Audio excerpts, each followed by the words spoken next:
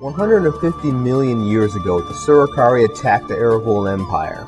With Legends of Kalidasia, Rise of the Surikari, the choice to protect or destroy the Aragol Empire is in your hands.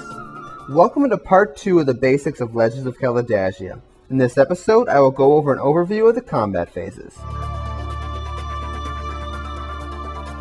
Kalidasia dogfights are brutal wars of attrition and are normally resolved using the Fighterstorm template. The attacker counts up all the attack dice generated by their fighters under the template and rolls all the dice at once. Based on the weapon being used, count out the number of attack dice which have hit and allocate this damage to any legal target under the template. If fighters can break through the defending fighter squadrons, then they can attack the enemy warships directly. However, if the enemy warships have escorting fighters, these fighters can choose to block the incoming attackers. But once the escorts have been dealt with, a precision attack can be made. Precision attacks, if they succeed, allow fighters to target the internal warship system of their choice. Most warships in Legends of Kalidasia carry one or more anti-fighter weapons. Anti-fighter weapons can be identified because they have a damage value of F instead of a number. When one of these weapons is used to attack an enemy fighter, each die that rolls a value equal to or greater than the value marked in the column labeled F will score a hit on the target.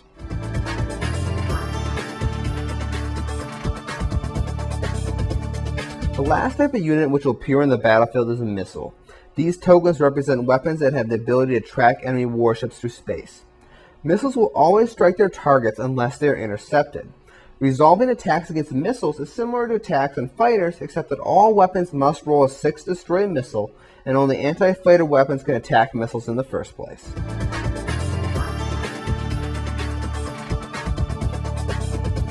After all fighter-related attacks are made, warships get to attack with their main weapons.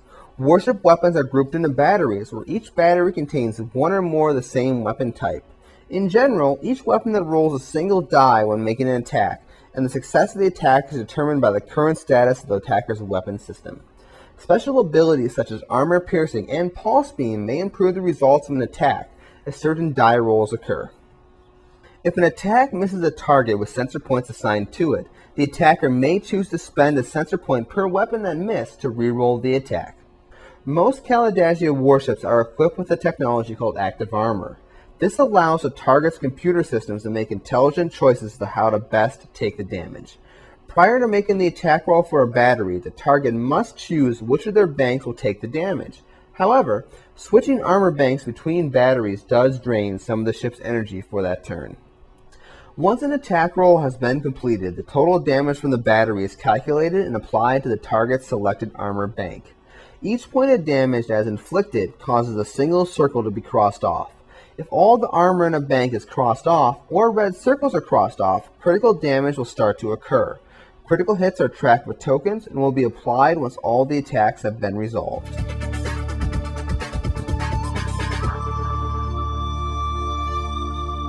The last step during the combat phases is the roll for critical hits.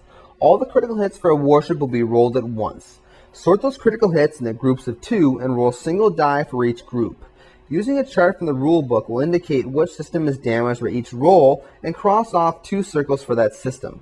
If a system takes more damage than it has circles, the excess damage is transferred to the system below it. Once a warship has taken more hits than it can handle to its structure, it will need to start making checks for its destruction. With all the basic rules covered, it is time for you to take command of your squadron and battle for the future of Kalidasia.